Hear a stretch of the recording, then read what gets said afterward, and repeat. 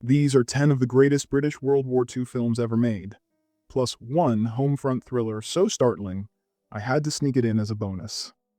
The man Noel Coward plays isn't just a character, he's a direct line to a Royal Navy legend. This is the film that wrote the manual for the stiff upper lip. You're watching the story of a destroyer, told in flashbacks by its survivors, as they cling to a life raft.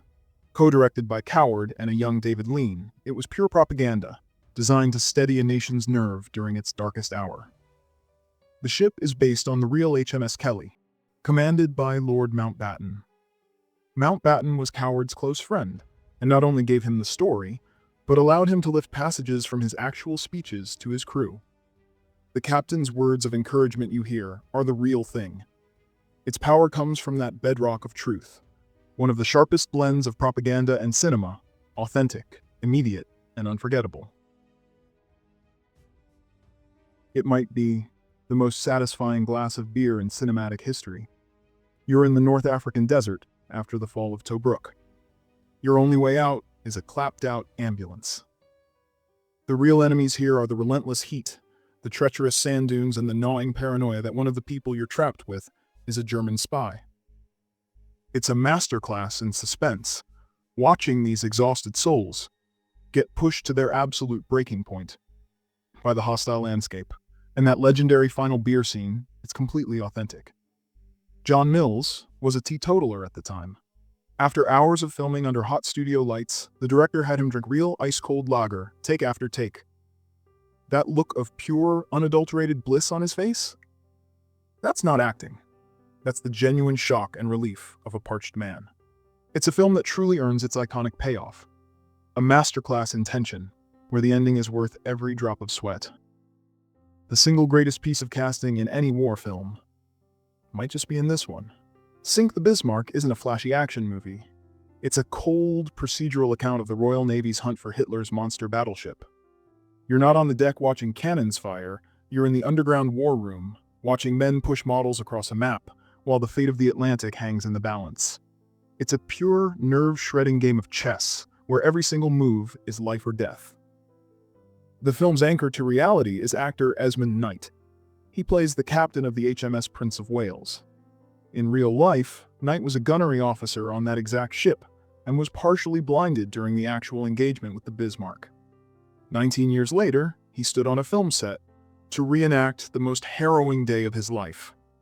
That's not just a fun fact, it's a symbol of the film's chilling authenticity, a story that carries the ghosts of the real battle in its very frames. The skies over southern England, summer of 1940. This isn't just a backdrop, it's the entire battlefield. Battle of Britain is a grand, old-school epic about the RAF's desperate outmanned defense against the full might of the Luftwaffe. You're watching a story told from both sides of the conflict, focusing on the sheer scale and strategy of the air war. It's a huge, sprawling film with a legendary cast, but the real stars aren't the actors, they're the planes. To pull this off, the producers assembled their own private air force, one of the largest in the world at the time. The problem? Finding flyable German aircraft. So they used Spanish-built planes, many of which, ironically, were powered by the same British Rolls-Royce Merlin engines as the Spitfires chasing them. So in many scenes, it's Merlin versus Merlin. It's a thunderous tribute to practical filmmaking at its most ambitious. A stunning spectacle shot with real planes, real nerve, and a touch of engine irony. General Boy Browning. The British officer who famously worried they were going a bridge too far. His real story is even more compelling than the film lets on. This isn't a film about victory. It's a sprawling, star-studded autopsy of a military disaster, Operation Market Garden. You watch a plan that was brilliant on paper completely unravel due to bad luck, bad radios, and pure uncut arrogance from high command. Director Richard Attenborough puts you right in the chaos, orchestrating one of the most insane ensemble casts ever assembled to tell a story of monumental failure from every single angle. The real General Browning was married to the legendary novelist Daphne du Maurier. After the war, she watched him struggle with severe PTSD from the operation's failure. His haunted, changed personality became the direct inspiration for the dark, psychologically tormented men in some of her most famous books. The trauma of that one bridge echoed through British literature for decades.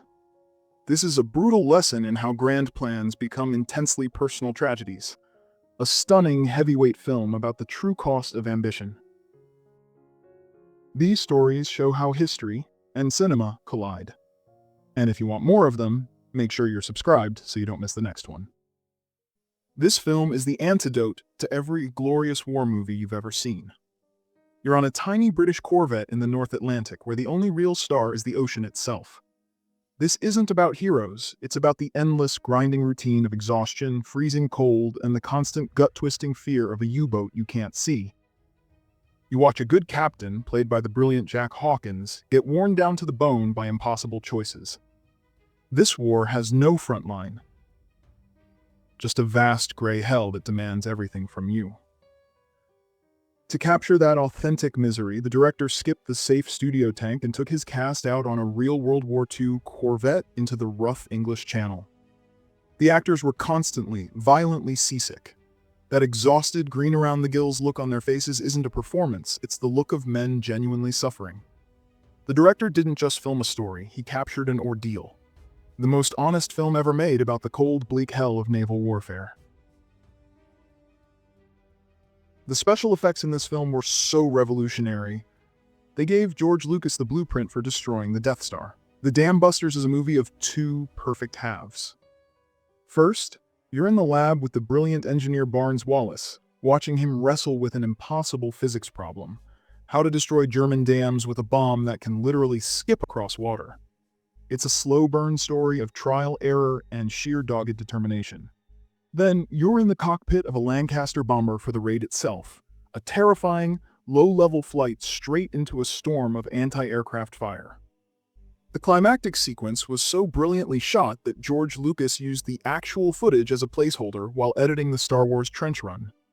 The pacing, the pilot chatter, the flak bursts, it's all there. That, plus its unforgettable theme music, cemented this film as a cornerstone of British cinema. It's the ultimate story of ingenuity under pressure. The definitive story of a crazy idea that actually worked.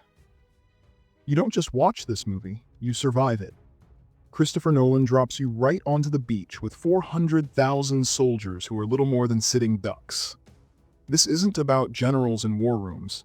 It's a raw, immersive experience told across 3 timelines: a week on land, a day at sea, and an hour in the air.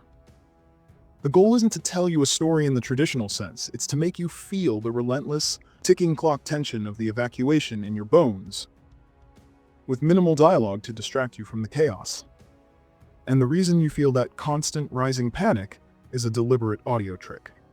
The entire score is built around a sound illusion called a shepherd tone, a pitch that feels like it's endlessly rising, but never actually resolves. Nolan literally weaponized sound design to put your nervous system on edge for 106 minutes straight. A stunning technical achievement, a film that wages war directly on your nerves, an absolute masterclass in sustained, visceral tension.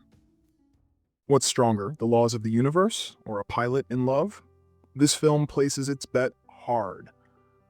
An RAF pilot jumps from his burning Lancaster bomber and survives because the angel sent to collect him got lost in the fog. Now he has to argue for his new life in a cosmic court.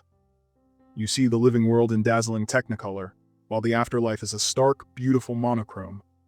It's a fantasy made for a nation that desperately needed to believe in second chances. Starring David Niven, Kim Hunter, Roger Livesey, and Raymond Massey, the cast sells every note of romance, wit, and celestial drama. Martin Scorsese calls A Matter of Life and Death a revelation. What stunned him was that opening credit, written, produced, and directed by Michael Powell and Emeric Pressburger. To him and his friends, it marked the film as dangerous, different. They passed it around like contraband. That giant stairway to heaven was a real escalator nicknamed Ethel. It was 106 steps high, had no handrails, and terrified the actors who had to ride it. A film made with breathtaking ambition and an even bigger heart. The most beautiful argument for a second chance ever put on film.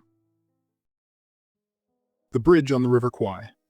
A jungle camp, a broken army of prisoners, disease, sweat, cruelty, and in the middle of it all, Alec Guinness, stiff-backed, unshakable, a colonel who refuses to bow. The heat doesn't just exhaust you here, it breeds a special kind of madness. You're in a Japanese POW camp where the British CO, Colonel Nicholson, becomes obsessed, not with escape, but with building a perfect bridge for his enemy, just to prove British superiority. You watch as his rigid code of honor curdles into a dangerous, egomaniacal delusion, a slow descent into the insanity of misplaced pride, where the line between duty and collaboration dissolves into a battle of wills. Director David Lean matched that on-screen obsession. He had a real, full-scale railway bridge built in the jungles of Ceylon. For the climax, they packed it with dynamite to blow it up with a train on it.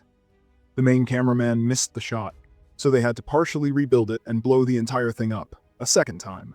The sheer, costly ambition of it all is staggering. A masterpiece about pride, obsession, and the price of victory. Still one of the greatest war epics ever filmed.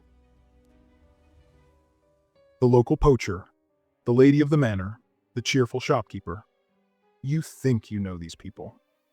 This film shows you what happens when their backs are against the wall. From Ealing Studios, this is not a comedy. German paratroopers disguised as British soldiers take over a sleepy English village, and the postcard charm curdles into a nightmare. What follows is a brutal, desperate fight for survival, where ordinary people become ruthless killers with shotguns, axes, and anything else they can grab. The real villagers of Turville, where this was shot, thought they were hosting a quaint little film. They were reportedly horrified when their homes appeared as a bloody battleground on screen. But the shock was the whole point. A cold, sharp wake-up call. A propaganda masterpiece that weaponizes the English countryside.